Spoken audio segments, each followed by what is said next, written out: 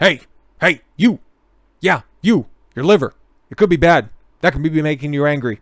Weird, right? I know. I found this article and I thought, why not talk about it? Seems very interesting. Anger just might be your liver talking. No, it's not your drunk and it's trying to process all the alcohol or whatever other goofy stuff is going on at the time.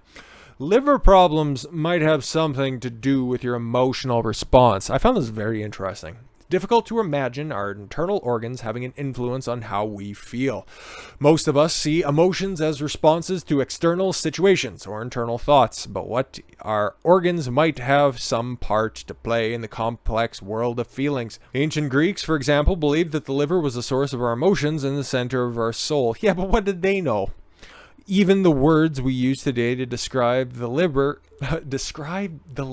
like hepatic, hepatitis, and hepatemia, have the ancient Greek word hepar, which means liver. Oh my gosh, a liver inflammation? That totally makes sense. Ancient Greeks also knew, quite rightly, that the liver had the ability to regenerate, and they thought that this was due to a divine nature. See, they're so silly. You can see this in Greek mythology with the story of the punishment of Prometheus. Zeus, angry at Prometheus, punished him by putting him in chains and sending an eagle to eat his liver.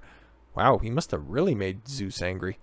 Because he was immortal, his liver grew back every day, and the eagle returned day after day to eat it. Oh, man. But again, alcoholics voluntarily do this every single day.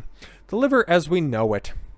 In Western medicine, the liver is seen as a critical component in our immune system because it defends the blood-borne infections and contains numerous innate and adaptive immune cells that detect and capture pathogens from our blood.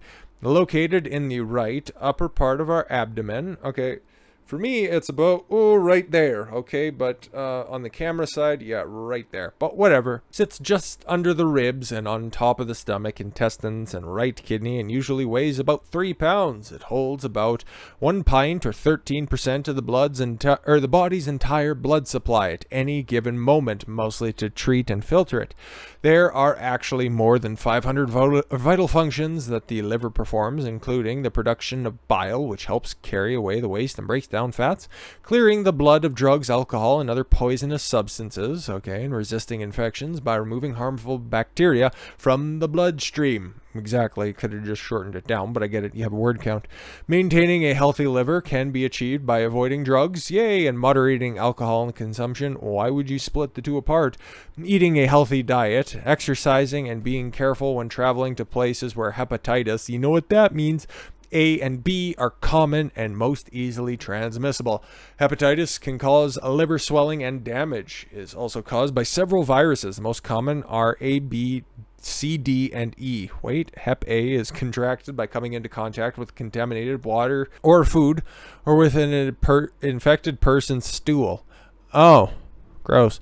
Hep B is spread through contact with through blood transmission. Okay. But why does the liver make you angry, though? That's what I want to know. Interesting, in Eastern medicine, the liver is associated with the emotion of anger. Yeah, well, if an eagle was eating your liver every day, you'd be pretty angry about it. When we express resentment, frustration, or irritability, we are seen to be expressing our liver's energies. Wait, what? And man, Eastern medicine's silly. Eastern medicine has a different approach to what makes us sick and why. Yeah, it's mostly the spirit of our ancestors. One of the main differences that it sees in our body and the mind is intimately connected. For example, Eastern medicine attributes different emotions to many of the internal organs. Emotions which felt intensely or for extended periods, according to this philosophy, can make us sick. Conversely, if an organ is not functioning properly, it can have the effect of the associated emotion. Someone with a liver that is out of balance might experience an excess anger or excessive anger that has been lingering for months or years is thought to eventually harm the liver organ.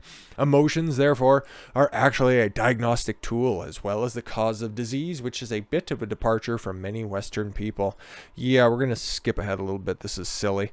From an Eastern medicine perspective, a healthy liver also will give its owner great courage and resoluteness and the ability to plan one's life wisely, effectively, in the clear sense of direction.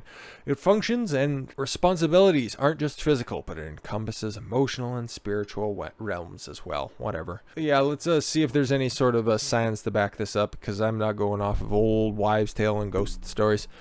There are some interesting studies that suggest the science is exploring this connection as well. Many cultures have long believed that the connection between the emotions and the organ exists, and several studies can now prove that this in fact might be the case.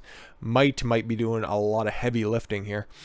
One study conducted by Rachel Lampert at the Yale University School of Medicine titled Anger and Ventricular Arrhythmias found that anger does indeed have an effect on heart arrhythmias, which is a disturbance in the rhythm of the heartbeat. Angry people with irregular heartbeats? Never would have thought it.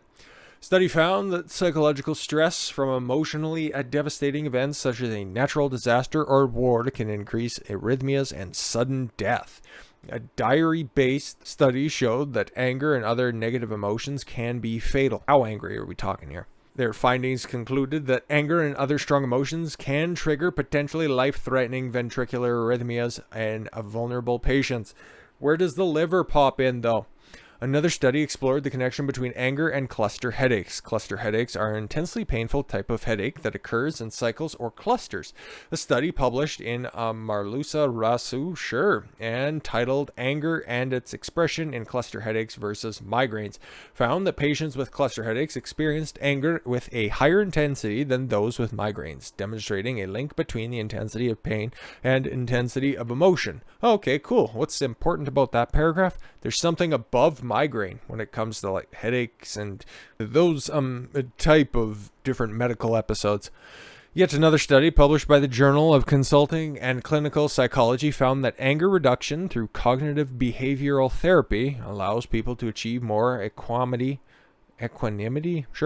and thus be better equipped to deal with the stressors of daily life. But what about the liver, though? We know a lot about heart arrhythmia, different arrhythmias, and migraines, but what about liver, though? Is it interesting to explore the idea that our bodies, complex and beautiful organisms that they are, some more beautiful than others, let's be fair, might be more than simply a mechanical apparatus that keeps us alive through its infinite array of biological processes. Perhaps instead, looking at more holistically, we can begin to see that there are in fact so much more, but you didn't establish the connection between the liver and anger, though. It's just one of those Greek or Eastern philosophy gimmicks. But anger and the different actual properties, okay, your old head health and your own big important organ health, yeah, that's pretty good though, but not necessarily breaking any sort of new ground with those claims. But it is important to point out, okay? Maybe emotional awareness and self-regulation can have a place in the complex world of human health. No kidding. Wow. What a bummer, dude. But look after yourself and guess what? You'll be less angry. Who could have possibly seen that one coming? With that said, thank you all very much for the gift of your time. I've been Don Consuelo. I want you to follow your gut and get after it. Take care, everyone.